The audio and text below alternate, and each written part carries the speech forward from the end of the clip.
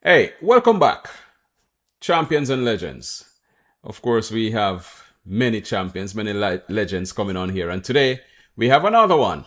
Again, we're still in the realm of boxing, and we're talking to a man who has he's Jamaican, but he has done very well for himself in Canada in boxing, both as an amateur, he's an Olympian, and he made it to the pros, but now he's making his name as a renowned coach who have even coached Jamaica.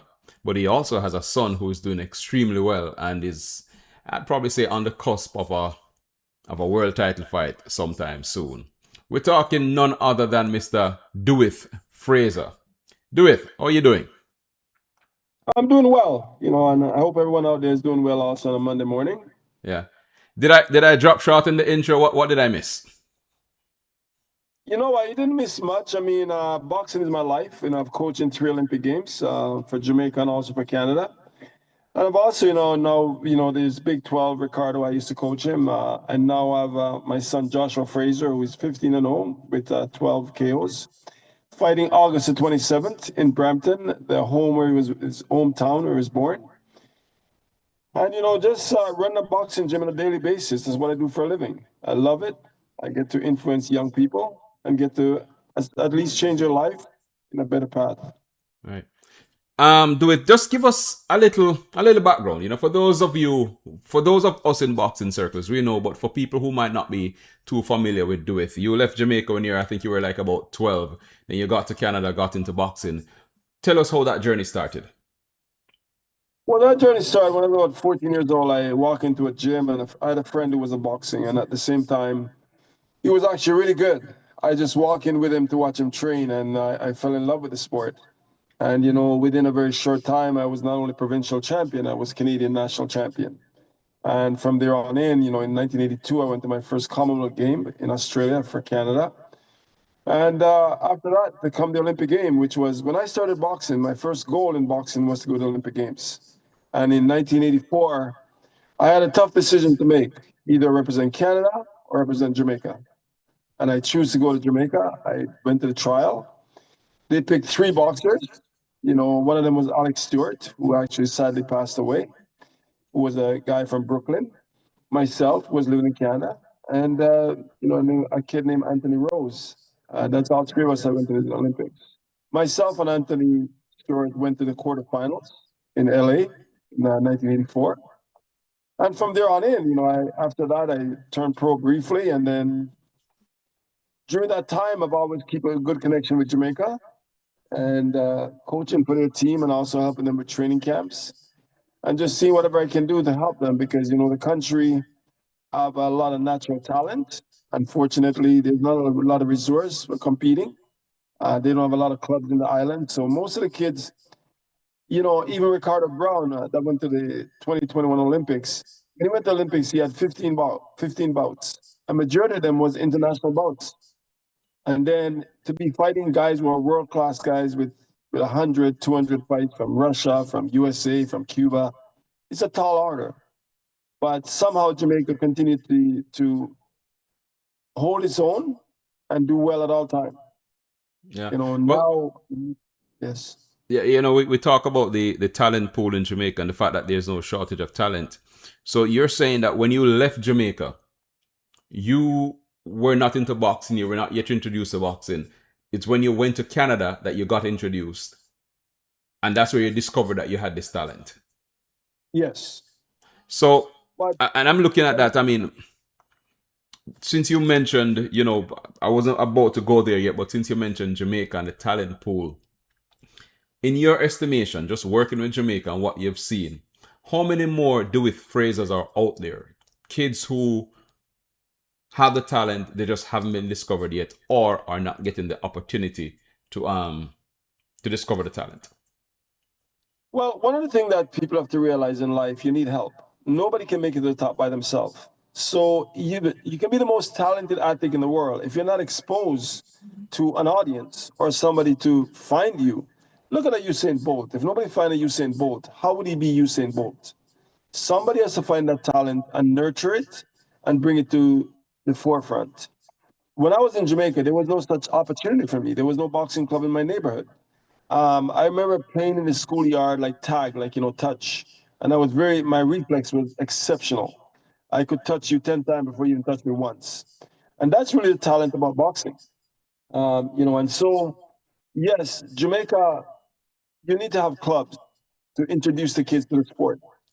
They don't have that there. And it was only when I came to Canada, I got introduced to boxing. So there's many, I'm sure I'm not the only one. I'm sure there's many Jamaican kids who, the Contender Series was a high opener for boxing in Jamaica because it was so popular, which showed there's a need for not just potential athletes, but also the public loves it. Right. But you're familiar with boxing, the boxing scene in Jamaica. And we've been running this series now mostly because ex boxers and boxers have been reaching out and they just need a voice. And one of the overarching and the one constant here is that the management of the sport at the board level is lacking, and everybody seems to have run into some form of an issue with the board. And when I say everybody, I mean everybody. You have dealt with the board. Give us your impression of the board. I don't live in Jamaica, so I don't have to deal with the board on a regular basis. What I can tell you is when I went to Jamaica, I explained to them that I just want the opportunity to compete. And financially, there will be no issues about that. I think where the problem lies with a lot of Jamaican people, including coaches, is just resource to go to and from competition. So even if you have a bunch of kids in your gym, how do you get them exposure to competing? And the board, to my knowledge, don't have the right people in place to make that happen, which means you need a board that's going to say, you're a boxer, what can we do to help you? They don't have that structure in Jamaica right now. And sadly, the board has been run by the same people for over 40 years, going a long time now, going on 50 years. And that has not progressed to be a better board. It's actually going down and down and down. So there need to be changed, new blood. I always say you need to be hungry. So if you look at a guy like Sakim Mullins, there's many people in Jamaica that love the sport. I don't know when, you need an outside venue like myself to be able to work in Jamaica and also outside the country to produce opportunities. So, but the board have to reach out also and look for sponsorship and funding for the athletes. And as you said, that pretty much sums up everything that everybody has been saying. Because while we know the board, especially in the professional side, is not a promoter, but the board has to provide the stimulus to get investors to come in to make the sport attractive, so people will come in on the pro side, which now wakes up the amateur side, so that you can have regular shows. 12 months a year, 3-4 shows, like you said, with Big 12. Going into international competition with 15 bouts, it's really a joke. It's almost like putting a lamb to the slaughter. You're doing your boxer no justice, and you're doing him absolutely nothing. You're not giving him a fighting chance, so to speak. Yeah, it's not just the competition, it's a preparation. Most guys who are going to World Championship Olympic game have a training camp of 6 weeks, 4 weeks, to get them ready. Jamaica has not produced that for any of its athletes. So they basically tell them to go to a competition without any preparation. I remember being in Brazil in 2012, where our athletes who were competing for the Olympic trial arrived the day of weigh-in.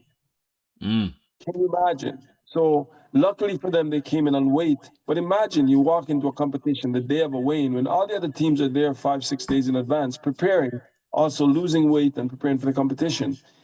Having said that, our athletes still perform at a level that's exceptional and don't embarrass themselves. But it's not fair for an athlete, because you're really putting them, the odds of winning is so small because you haven't given them a chance to win. And Jamaica have a certain pride and a certain, they're winners. We don't believe in losing. We have, in our community, Jamaicans have a winning spirit. That's who we are. and we're proud of ourselves. We don't go in the ring and when we put the flag on our back, we want to produce champions. Um, the sponsors, everyone in the community is ready. The board needs to restructure itself and say to businesses, we're willing to do business. Give us some guideline to work with you, and you give us the rules. You say you're going to give us money. What do you want us to do in return to say that we're doing that money properly? So if I give you $10, I need to know where that $10 been spent. Right now, the board is just when it take things, there's no accountability for it. Yeah. But the things you're saying here, do it, are not rocket science. These are not things that are hidden in some ancient manuscript somewhere where you have to go dig miles under the earth to find it, or you have to go through some secret code. Isn't it like common knowledge? Then why does it seem that this board don't seem to get it? That To puzzles be me. honest, right across I've been around the Caribbean's, been around most countries, even the countries like Canada and USA. They have their own issues in when it comes to board, because when you put people in power, they somehow feel that they are the sport, and the sport is not. They don't realize they're there as to assist and to be a part of the process, not the process alone. So I think that's where we're struggling with, and that's worldwide. It's not just Jamaica. Right. We as Jamaicans, though, is concerned about Jamaica. I myself is very concerned about Jamaica. You know, I deal with a guy in Treasure Beach named Jason who loves boxing, loves the sport, and I did like a co-promotion with him a few years ago. And every time I speak to him, he said, "Do it when you come to Jamaica." I said, Jason, I can't be in Jamaica because I have a family here in Canada. I have so much here, from grandkids to my business to my, but I would love to be, I'm always available to help, which means I can come home for a week or 2 weeks to do a training camp. But there is nothing there to train because there's no facilities. I don't know how many boxing clubs exist in Jamaica right now. When people are going abroad, they say to me, "Do it. Can you recommend a club in Jamaica for me?" I can't. I can't say go to this club and that club. And people want to go to a club. Well, there are facilities, and not many, but there are facilities that things can happen. That much I can say. But again, the mere fact that it's not known, and it just shows the stagnation of the sport. But one of the things I've heard also do it through this program is that a lot of people have stepped up to help, offering their services to the board. Say, hey, I have knowledge, I have years of experience. Let me help, let me do something. And what I hear, the common theme is this: the discussion starts off very well, but as soon as something comes up and they say to the board, no, that's not the way it's done, you shouldn't do it like that, then they get sidelined and they're no longer a part of a program. So, you know, let me just be blunt, because I've been in this sport now for a very long time, and one of the common denominator I hear is a guy named Leroy Brown. Now, if people don't know about Leroy Brown, he's not only involved in boxing, he's involved in tennis, soccer, you know, all different federations. He also was a reporter in the Gleaners at one time. I don't know if he still is. Leroy is one of the constant thing in the board. I myself have not had much issue with him because I don't have to deal with him on a regular basis, and I do call him on a regular basis. I talk to Leroy, I'd say once a month. What I beyond him, you know, when there's one person, you need another person to keep them balanced. It's like a single parent. A single parent assume all responsibility, but if you have mom and dad, they share. I think Leroy needs someone who is the opposite to him, who can say, "You do it this way, but I'm going to show you another way." And I think it will work. I think you'll have more investment coming in, saying, while Leroy is there, I have somebody else who can also I can speak to.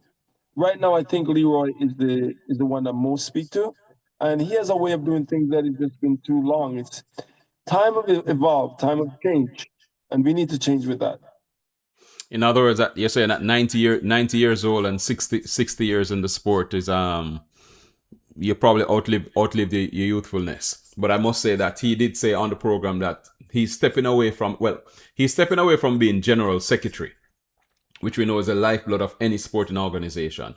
But he has said, and this is where a lot of people now are concerned, that he has chosen his successor and he has groomed his successor, right? Now, a lot of people hear that and share the very sentiments that you just expressed, it does not inspire confidence. No, so when you're going out and asking people for money, you have to ask them with you have to almost go on your knee to say, please help me, because as I said, nothing is built alone. You need a group. And I have a son right now that's excelling. And if I didn't have people supporting him and people financing him and going to his boxing event, he would not be a success. I have a group of people that believe in him and actually, is saying, what is Joshua doing? What can we help? But I also have to be willing to explain to them what's going on and tell them what I see and how they can be a part of that process. And they don't satisfy my saying, they'll walk away. Right now, the board is definitely seeing that something is wrong with the board, because if you go to Jamaica right now with Tayav, all sponsors, whether it be the rum companies, whether it be the internet companies, everyone want to be a part of the sport because everyone wants kids to have a future. So, I'm going to talk to Leroy today after I spoke to you. And I'm going to talk to him about, who does he have a successor?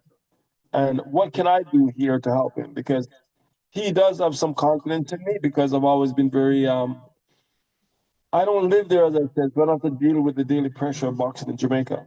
But I could imagine if I lived there, it would be stressful if I want to be a part of boxing. I don't know how I would move in Jamaica without somebody abroad to help me.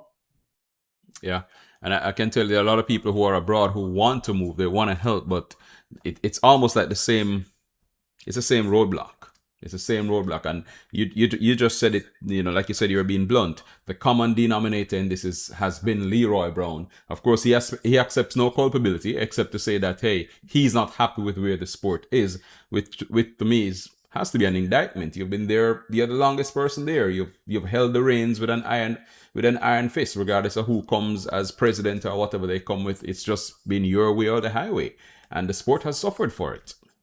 Yeah, this man has seen it, from Mike McCollum, to Trevor Burbick, to Lennox Lewis, to see how many Jamaicans, Simon Brown, a lot of Jamaicans have succeeded in the sport, and he's been there through all of that. So he should know that there was a time when this sport really excelled on the international level, really good. And of course, but I can talk to Leroy about directly to explain to him that something needs to be done, because it doesn't take rocket scientists to realize nothing is going on right now. And they do have some talent there right now that I can tell you. They were just in Dominican as for the Caribbean game, and they still have kids who have talent, but these kids need help. I talk to some of these kids on social media. They have my link, and when I go out there, they know who I am, and I'm always giving them positive, information to stay focused and also don't give up. Don't give up. But that's hard to take when these kids have families. Because in Jamaica, it's not that hard to make a family, and they're making a family, they're taking care of them, but they also want to box. So he, there's no going around Leroy Brown, because he is the staple in the environment, and we have to ask him, why are we don't have sponsors? Why are people not giving you money? There was a time in Jamaica when I went there in '84 when they had a lottery that was giving them money. They were getting a lot of money through the lottery, and lotteries are big. Now I don't know where that cut off and where it went wrong there, but we got to get back to something similar. I agree. The sport is suffering, and from where I sit, it's just unfair to the youth.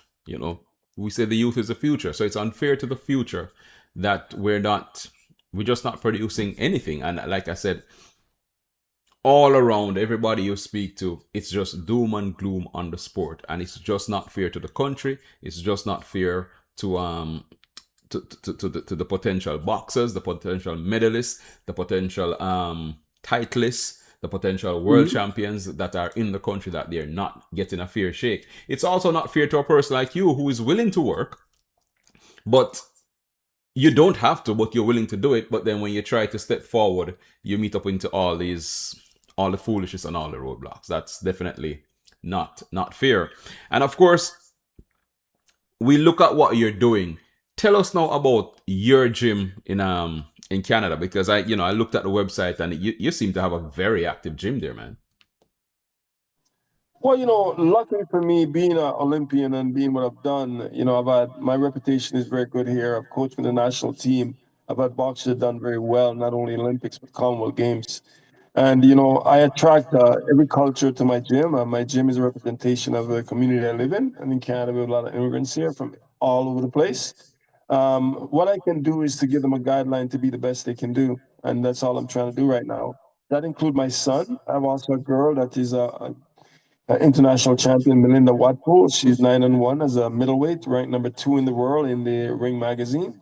And my son is just doing exceptionally well. But you know, that's just it's my passion to do what I do, and the gym is going well. Kids right now need an avenue of hope because social media has really taken over their life, and the gym is a place to get away from that, and also for them to focus on their life instead of other people's lives. So I'm just doing my part, you know, to do what I can do. But we struggle even in Canada with political issues with our federations because sometimes the people running the federation are not necessarily boxing people; they're more business people, and that sometimes collide with the interests of the athletes and the interest of the sport. But we are struggling along, and as I said to you the other day when I talked to you, I don't understand roadblocks. Let's just find ways to go around them. You know, every day in Canada we have people working on roads and closures and all kind of stuff. But it doesn't stop traffic. We keep moving. So, like what's going on in Jamaica, I do hope one day that sometime that block will be removed and we can move on or find ways to work with it while it's there. I hear, I hear you. But now let's speak about Joshua now. Fight coming up on the 27th. 15-0, 12 knockouts. That's a 80% knockout ratio. That's a bad man right there. No, Joshua can fight. I mean, Joshua won the Caribbean game, which he represents Jamaica in 2019, and he was also named the best boxer of that tournament. In 2019, he also won an international tournament in Poland. You know, he's competed in places like Thailand. He's been all over the world. He's been named best boxer at the Canadian National Championship. He has been, we travel on a regular basis to go to Florida or even Vegas to do training camp at top ranked gym. The Americans know about him and they know who he is. We have worked with Crawford's people. We've worked with many people who are doing very well in America. So he's exposed to the very best, and he's exposed to he realized he has the potential to be a world champion, and that's his ultimate goal. Yeah. He's a full-time boxer, complimenting me to make sure I support him, that he does everything he can to be the best he can. We just finished training this morning. You know, he's always in the gym, always in shape. We fight at 154. Making weight is not an issue. There's not any struggles. And we're fighting an opponent that is very experienced. We're fighting a guy named Gino Bobadi, who is 31-6 from Argentina with 20 knockouts.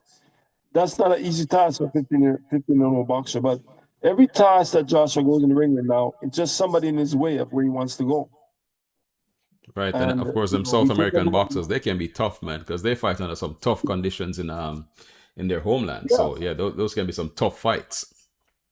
yeah. But as I explained to him, every fight is the same. 100% commitment. No overlooking or underlooking anyone. Always go in there thinking this person's in your way. In order to move on, you have to get rid of this person. And that's his mindset. You Well, know, of he's a course, and southpaw. when you have a moniker like HellRazor, you gotta earn it. You don't just get that just like that. Well, you know, that name was given to him by a commentator here years ago when he was an amateur. And he just stick to him because, you know, when he turned pro and he said, Dad, what's going to be my nickname? I said, well, somebody already named you. And that name seemed to be very fitting. I actually Googled that name and found out that it's patented by a law firm, but it was done after he was HellRazor. So I would have to say they stole his name. He didn't steal theirs, you Okay, know, so we'll leave that. right. So at 32, 15-0, 12 knockouts, his path to a world title fight and the world championship. How do you see it going from here? How quickly do you think he'll be able to that somebody will say, hey, that he'll be ranked first of all and get that chance for get that world title shot? Well, right now his ranking is shown at 49 out of 2,400 boxers. So he's in that area now where anytime right now he can fight for a title. They do know who he is. He's not unknown to the boxing community. The struggle that he has is he has a physique of 6'3.5". a southpaw with power. A lot of promoters don't want to put their elite fighters with a guy like that. That's not a pretty sight to 6'3" at 154 pounds with power. So that's where the struggle is. But ultimately, he'll get a shot. He will get that opportunity. I would put him in the ring right now with a Tim Zoo. I'd put him in the ring right now with a Keith Thurman. I would do that tomorrow. You're If he that called me and confident? said 2 weeks ago, we're ready. Wow. That's a lot of confidence there, Dewith. It's not confidence; it's reality. He's shown that he can handle. He's been coached well. He has a right trainer. We have some strength training. We have everything. He's physically strong enough. He's mentally strong enough, and he has the will. He's a fighter. He loves to fight. He can fight inside or outside. And that's where the struggle is because when people look at him in video, they automatically think this is a tall guy jab. No, no, no. He'll come to your body. He will come to your body in a hurry, and he has no issue doing it. Right. And if you want to fight him, if you want to come in and fight him inside, good luck with that because he's open to that. Wow. So he's prepared like that, and people know through the internet now. People know who he is. Everyone can take a video of him. When they see what he does on video, most people don't want to interact with that. But as I said, if I got a call to fight Keith Thurman tomorrow, he's ready. If I got a call to fight Tim Zoo, he's ready. So he's an exciting boxer, obviously, from what you're saying. Does he also pull the crowds in? Is he a hit at the box office? Yes, he is. Right now, the shows we're putting on is our local promoter, and he pulls the people in. He is the show. That's what people show up to see. You know, we were even when we were on the United promotion when he's in the house when he's fighting, and that's what people come to see. He also was very at a young age. I taught him about socializing with people. You come to Joshua fight, you're gonna meet him, and you're gonna he's very, very personal with you. He meets with everyone, takes pictures, he talks to you, and he thank you for your support because I explained to him without people there is no support. You need to thank the people who are paying bills. Yeah. Well, you know what? I think you need to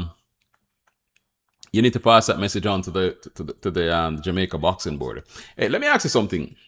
Do it.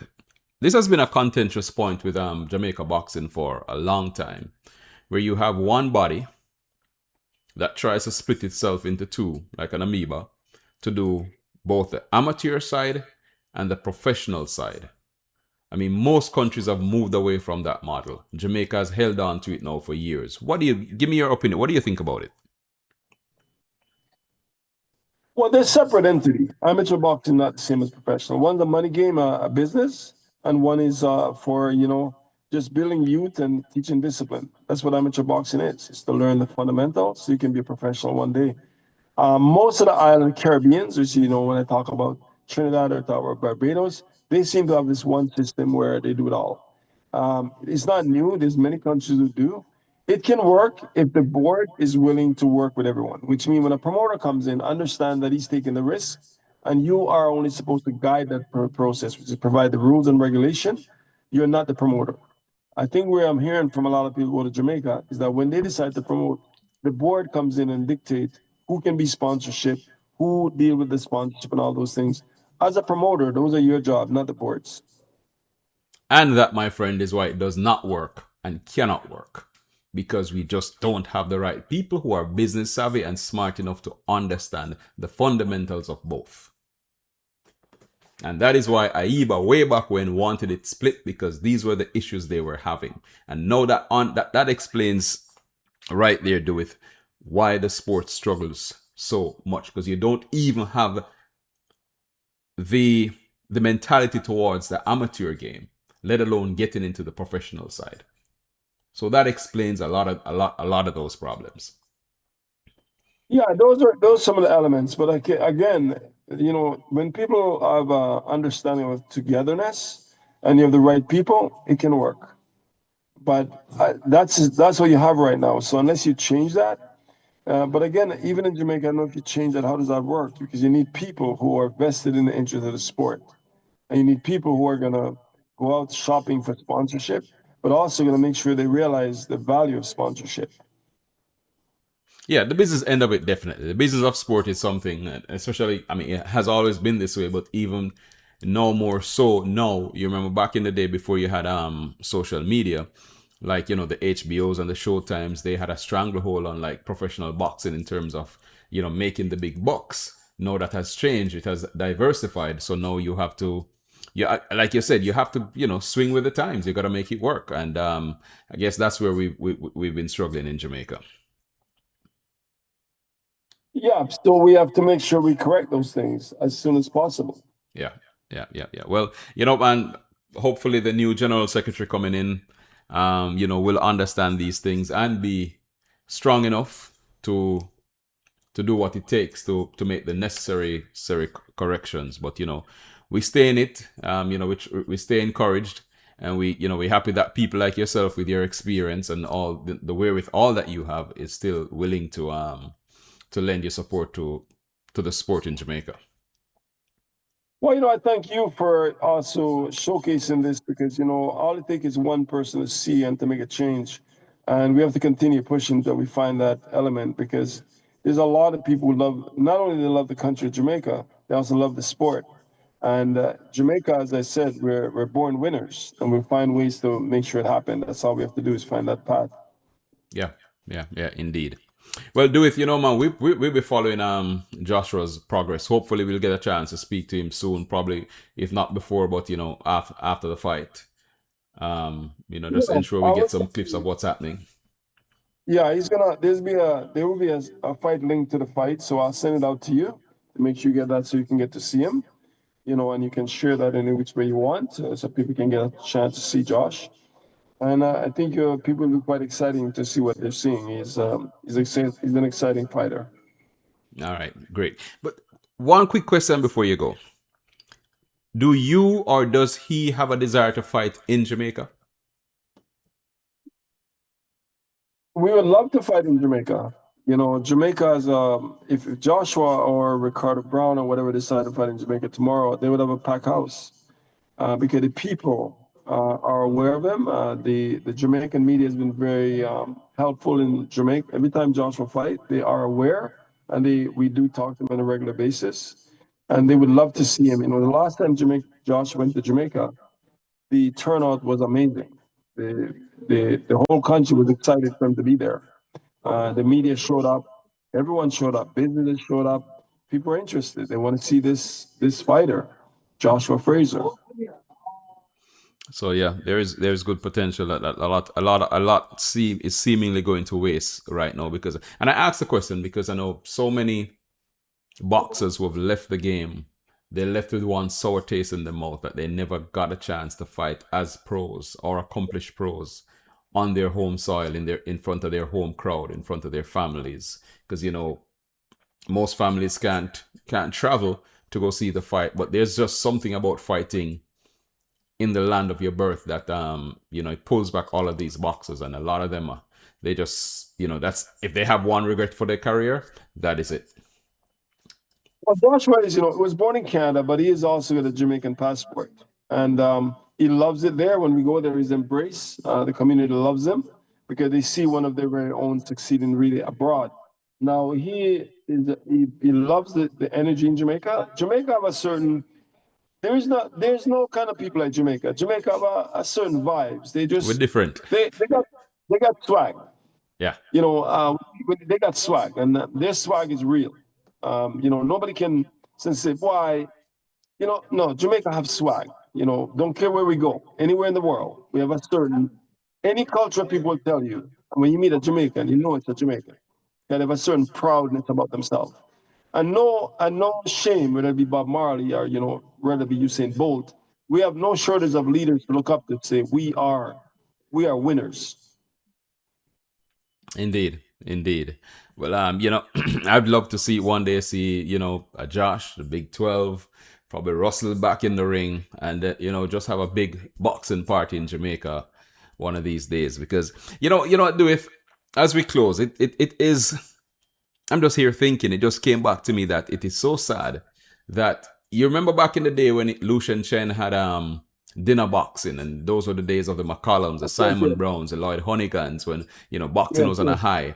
Then it went into a lull, a very deep lull. But then here came the contender.